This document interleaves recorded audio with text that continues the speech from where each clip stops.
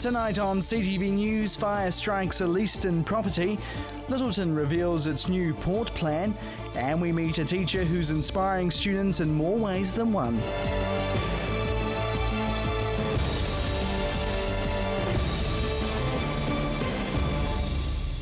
Kia ora, good evening. High winds played into the hands of firefighters today, saving a farmhouse from being destroyed south of Christchurch. Andrew King reports. Close to 35 firefighters fought a blaze at the Lyttelton property, destroying a calf shed, tree line and threatening a house. Northwesterly winds were blowing the right direction, keeping the flames on the Dunsandel and Brookside Road property, with flames coming within 15 metres of the house. It was beside the house, but unfortunately the wind was actually taking it away or along parallel with the house rather than directly towards it. The fire service requested a helicopter to assist the ground crews. Initially we did, and then the council come along and they back it up with another chopper. He says the use of helicopters is critical for controlling fires like this in high winds. Especially when you don't, it's how it can spread still, it's... The Samhain District Council Rural Fire Service will continue to dampen down the areas to prevent any more flare-ups. A fire investigator is yet to determine the cause of the blaze. Andrew King, CTV News. The Lyttelton Port Recovery Plan's been released with some big news for portsiders. Chelsea Daniels has more.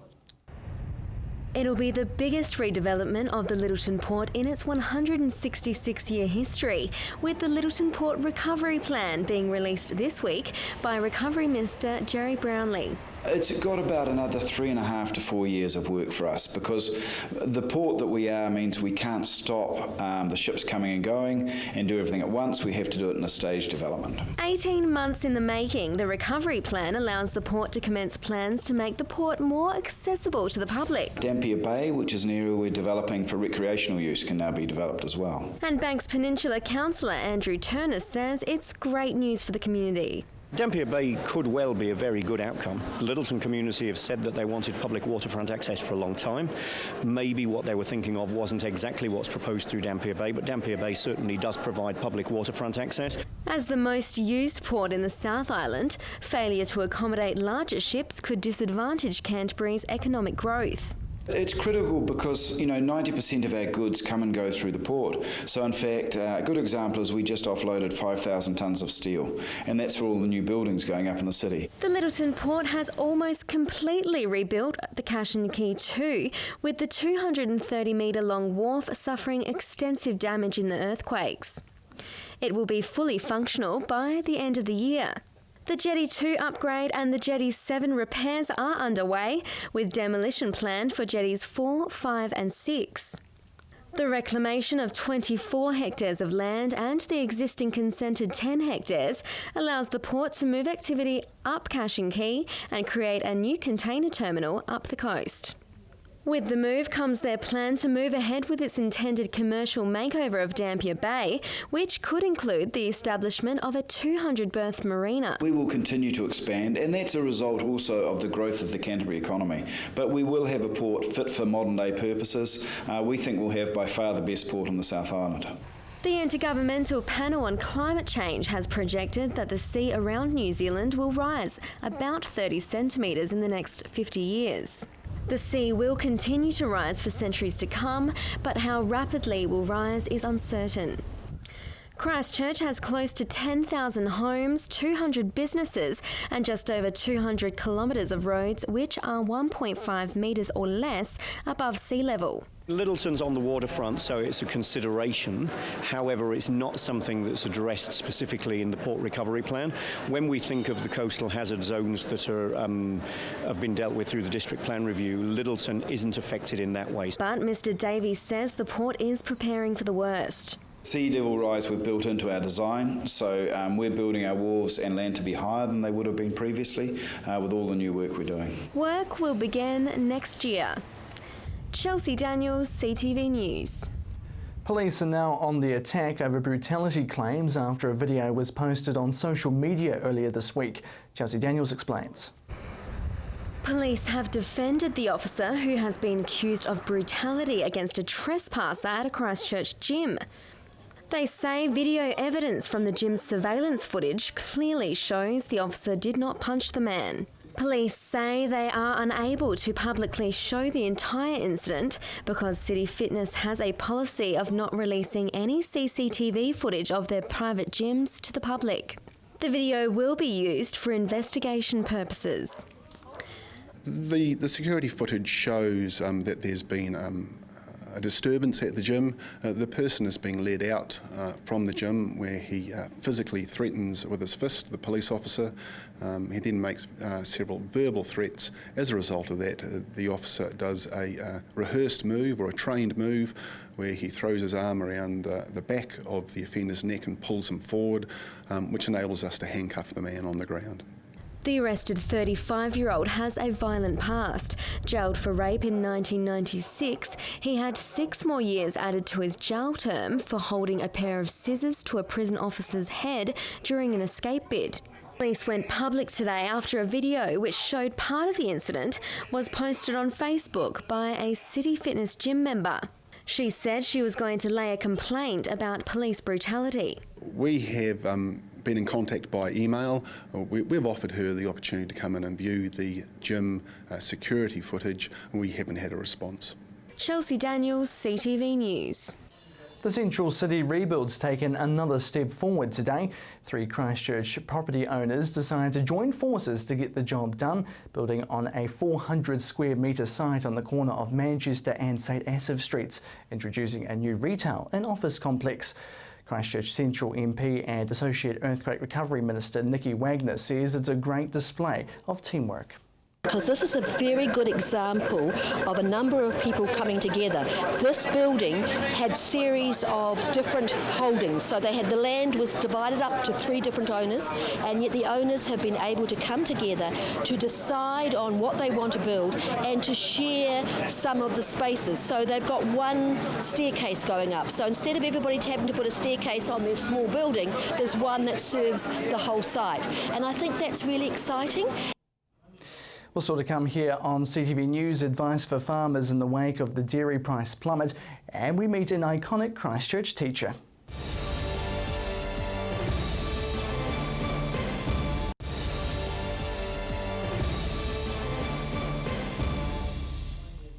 Welcome back. As dairy milk prices continue to plummet, local farmers are being urged to ask for support to get through the tough season.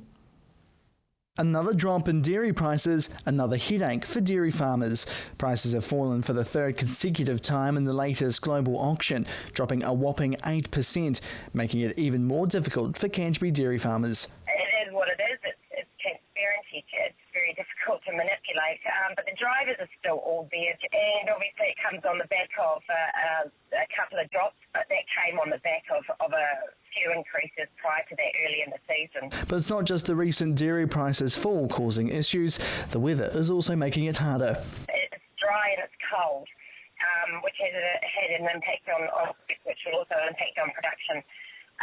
So it's been pretty tough so far. She believes getting support is crucial, taking the time to talk to others in the industry. It is a matter of plugging away, sticking to budget, talking to people and realising that, okay, that was tough, the signals are there for positive outcomes in the future. So, yeah, it is a tough season.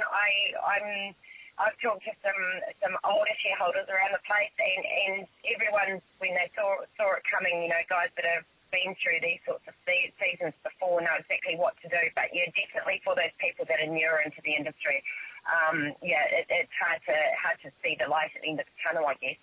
Although it's a major struggle for dairy, Ward's pushing for farmers to support others to make it through this tough time. It's a matter of business as usual, just keeping going and using the support facilities that are there and talking to other farmers and other people. Farmers will be keeping a close eye on the price index, hoping for a more positive result. Hillmorton High School Deputy Principal Graham Leslie has been teaching students for 46 years, but his final year has forced him to change the way he does it. Bridget Rutherford explains. Nothing was going to stop Graham Leslie from seeing his Year 13 students through their exams. He was diagnosed with motor neuron disease in August, and that's taken away his ability to speak. But that's not going to stop him teaching. My voice started to get worse as the year went on, so I adapted my lessons to use the technology in place of my voice. This app came via my motor neuron disease coordinator and the speech therapist who visited me after the final diagnosis. Being a deputy principal, I could be held up in my office. So I made a commitment to them that they would be my priority and I would expect them to do the same, so I needed to keep my word. He began using an app on his iPad to communicate with his students, and another teacher joined him in the classroom. A lot of the students' work was done digitally on Chromebooks and classes continued. He missed only 2 days in the final week of classes due to illness. The students choose Year 13 geography, who've often never done geography before, and they choose it because of Graham. So he's that sort of iconic person in the school. He's been, for me, hugely supportive. He understands the school inside out, and the students talk about Mr. Hill-Morton. Mr. Leslie is the longest standing staff member the school has ever had, and he's had many roles over the years, including basketball coaching. But now, after 46 years, he is retiring. He role models our school values. He role models what it is about the school that's intangible. So we've got 3 school goals, 4 values, and he's a role model of those. One of our goals is the development of leadership and independence. And we talk with our students about service or servant leadership, and Graham epitomises a servant leader. He says it's the interaction with the students and the staff he'll miss the most, but it's not over just yet. I am still working at various tasks from home at the moment. I spent yesterday working with another teacher on next year's timetable. A student-led farewell assembly was held earlier this month where Mr. Leslie was presented with a korowai in recognition of his contribution. I'm very emotional for not only myself, but for many of the students, of whom most were in my Year 13 geography class or my senior basketball team. And after 46 years of teaching, what has he learnt? To treat all people in a positive manner, accept them for who they are and listen to them. Bridget Rutherford, CTV News. Now let's cross to Andrew King in the newsroom with what's happening in your neighbourhood.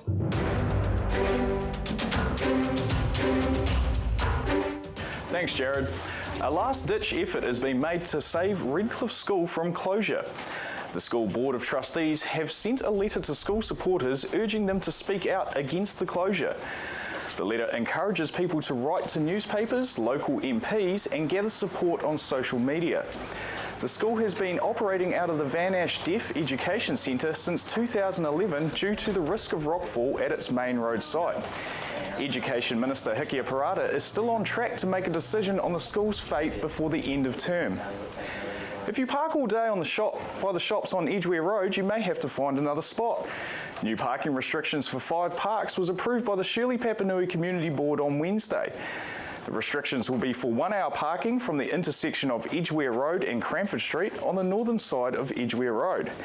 Christchurch City Council staff recommended 30-minute parking, but the board felt that 1 hour suited the area better. It's been a long time between drinks for Lyttelton residents, but in 6 months the wait should finally be over.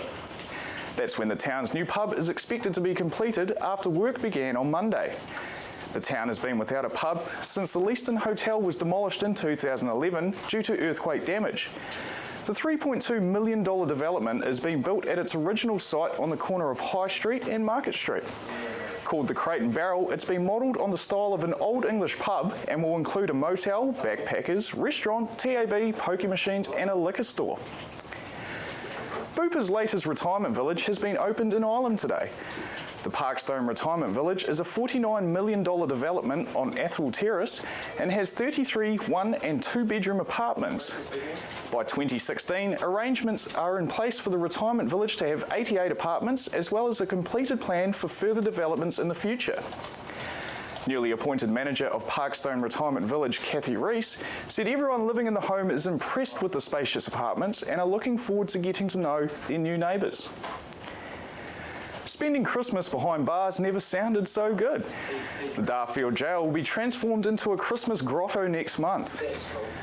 The Melbourne Community Board has been given the go-ahead to decorate the jail and is expected to discuss the details at Monday's Community Board meeting. Some of the suggestions so far included colouring booklets and pencils available and a space for gifts that can be donated to the Christchurch City Mission.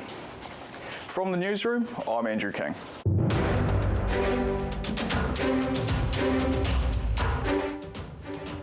Thanks for that, Andrew. We'll still to come, sport plus your region's weather.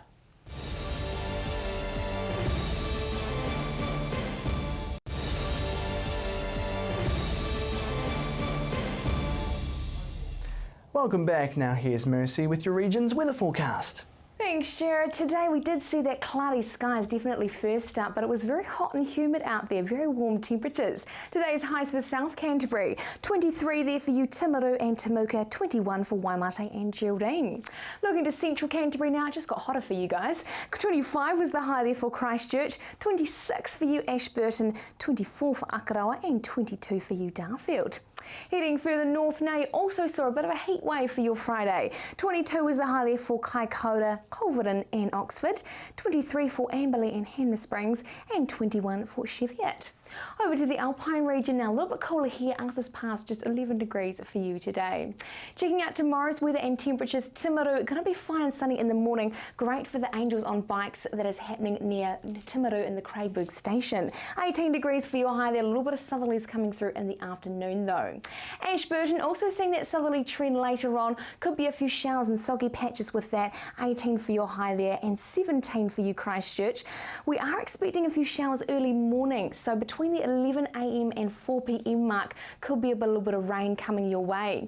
Kaikoura, you can also expect those showers, a little bit of a chance for lightning and hail, unfortunately, around the mountain areas, 18 degrees for your high. South Canterbury, you're also seeing these southerly, 17 degrees for Temuka and Geraldine. Central Canterbury, it is looking fairly mild with the temperatures, cloudy skies and sunshine first up, but then those southerlies will rip through in the afternoon, could be a little bit of rain with them, but probably just light. Heading further north now, similar trend up here. Your high though, Cheviot, Amberley and Culverden, 18 degrees. A few southwesterlies for Hanmer Springs, and again a little bit soggy in the afternoon for you guys. Over to the Alpine region now, southwesterlies for everyone here, and Arthur's Pass on 13. Taking a look at Sunday, it looks beautiful on Sunday. Lots of sunshine there, blue skies overhead. 21 degrees for you, Ashburton, and 20 for Christchurch. 19 for Timaru and Kaikoura, with northerly winds freshening the afternoon. Taking a look at Monday, again, we're seeing the lovely sun coming out. Northwesterly winds for everyone here, and 22 is your high Timaru. On Sunday, the rest of the Canterbury region can expect those northerly winds in the afternoon and beautiful blue skies. Just the odd rain patch there for Arthur's Pass, unfortunately. On Monday, most places are looking dry and fine as well. Quite a settled day on Monday. We're seeing those northwesterly winds come through in the afternoon, and again, just a little bit of rain there for Arthur's Pass. So the next few days, make sure if you're around the Timaru area, check out Craigburn Station for that Angels and Bikes event. Great family fun for everyone. Bikes, treks and beautiful views. Sunday also looking really gorgeous. Get out and about outside if you can. It's your update for Friday. Back to you, Jared. Looking good on Sunday. Should we go and have a picnic?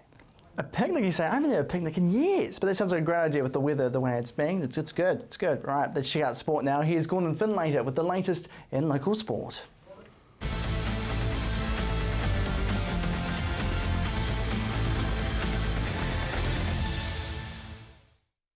Well, starting with tennis tonight, and another talented young sports person has got a lucrative scholarship to develop their game in the United States college system.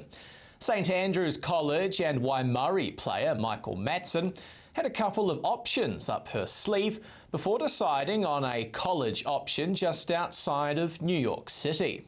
Matson will make the trip next year after committing to Seton Hall University, giving her the chance to hone her game against the world's best. I think it'll be a really good experience because I'll get immersed in that sort of student-athlete culture and, make some lifelong friends.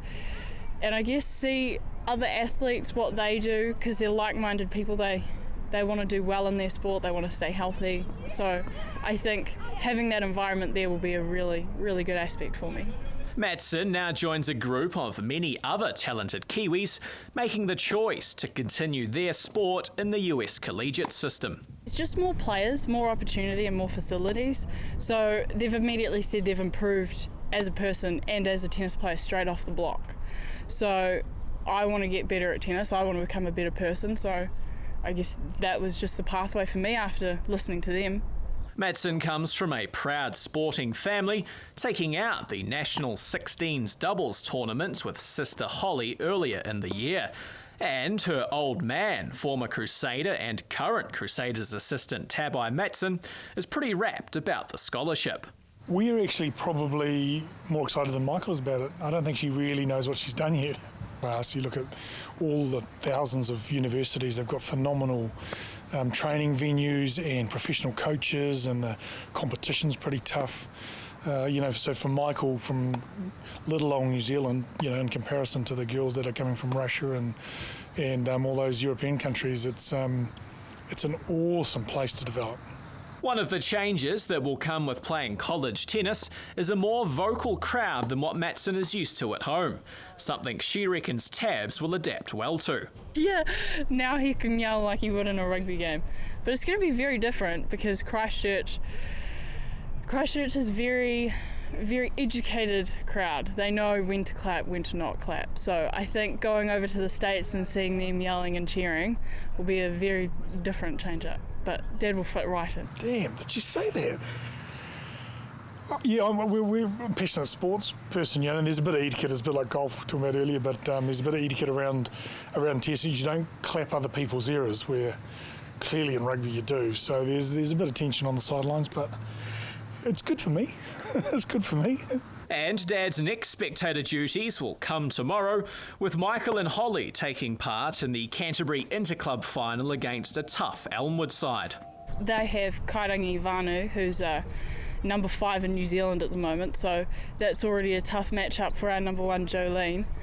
And then the rest of the team's just solid. It's going to be high quality, really high quality. Tomorrow's final begins at 1:30 from Waimuri, with the Waimuri men taking on Kashmir at Kashmir Tennis Club in the men's final from 2:30. Yeah, my game was just a little bit rusty, to say the least. Well, finally tonight, there's a treat for the Filipino community and basketball fans tomorrow, with the PBA Legends team playing at Cal Stadium. The Philippines Basketball Association is the second longest running league behind the NBA, and many Filipino expats are sure to be excited to see their favourite sporting heroes in action. It is huge. Believe me, it is huge. If you will visit us in Philippines, when you talk about basketball, everyone talks about it every day. Breakfast, morning, evening, and they all watch college basketball, PBA, commercial teams. It's the second trip to New Zealand for some of the PBA legends, but they're first to the community in Christchurch. We're invited again. We're blessed to be playing there at Auckland, Wellington, and we had fun and we enjoyed a lot with the Filipino community. The team will be in action from 3 p.m. tomorrow, with the opportunity for youngsters to get involved at a coaching seminar in the morning. We will give them some glimpse of what do we do back in Manila, what the kids, what are the finer points in basketball. So we will give them some overview of a basketball clinic. Well, you're up to date with the latest in local sport. I'm Gordon Findlater for CTV Sport.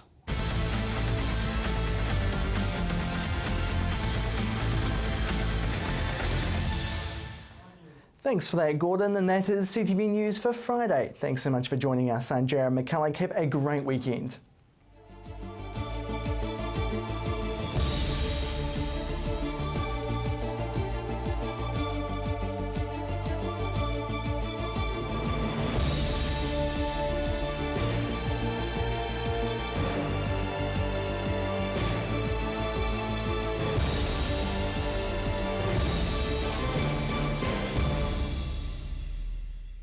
Supporting local content so you can see more of New Zealand on air.